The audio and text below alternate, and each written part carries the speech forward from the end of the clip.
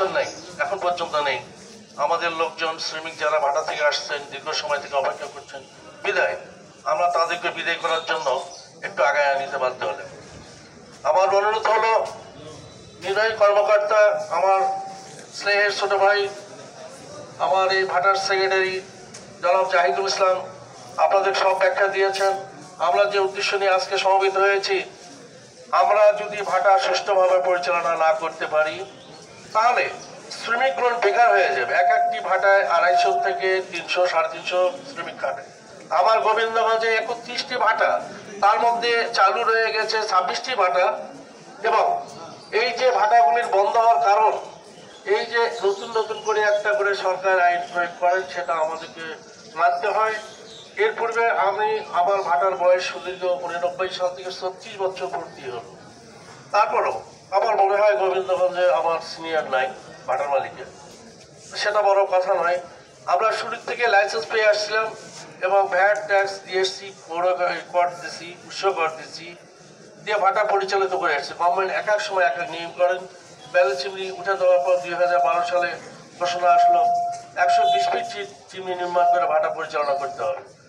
আইনকে আমরা শ্রদ্ধা করি বিধায় আমরা সকলেই শত চেষ্টা করে কষ্ট ধৈর্য সহজ নিয়েই আমরা সেই ভাটা করতে বাধ্য হলাম। করার পর আবার 2001 সালে আসে আবার নতুন করে যুক্ত হলো যে হাইব্রিড ভাটা নির্মাণ করতে হবে।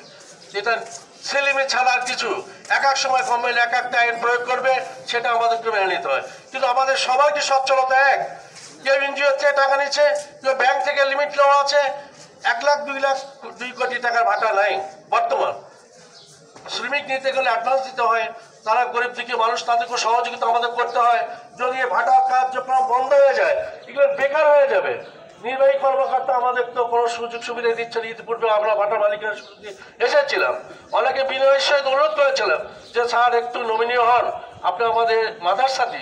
কেননা আমরা যদি মাটি কাটতে কাঁচামাল ভাটা করতে গেলে প্রয়োজন, কাঁচামাল মানে মাটি সংগ্রহ না করতে পারে আমরা ইট বানাতে পারবো না, বালু সংগ্রহ না করতে পারলে ইট করতে পারবো না। তাহলে উনি বলেন মজা পুকুর আমাদের কোথায় আছে এত অ্যাভেলেবেল? তারপরে আমরা কষ্ট করে যার ছিল এই নিয়ে আমরা চলতেছি বিদায়। আজকে এই প্রোগ্রামের কারণ হলো কেন্দ্রে, আমাদের ঢাকা কেন্দ্রে যে সংগঠন আছে, সেই সংগঠনের কারণেই আজকে সারা বাংলাদেশে, শুধু আমাদের গোবিন্দগঞ্জ উপজেলায় সারা বাংলাদেশেই এই স্মারকলিপি জমা হচ্ছে বিদায়। আজকে এই কারণে আমরা সমবেত হয়েছি। আমি টিএনও সাহেবকে মহোদয়কে সবিনয় অনুরোধ করবো, আমাদের নির্বাহী কর্মকর্তা এবং এসিলেট সাহেব যদি ভুয়া খবর কেউ দেয় যে ওখান থেকে বালু উঠতেছে, তাহলে দেখেন ওরা গাড়িটা 3টে বাজলেও যায়।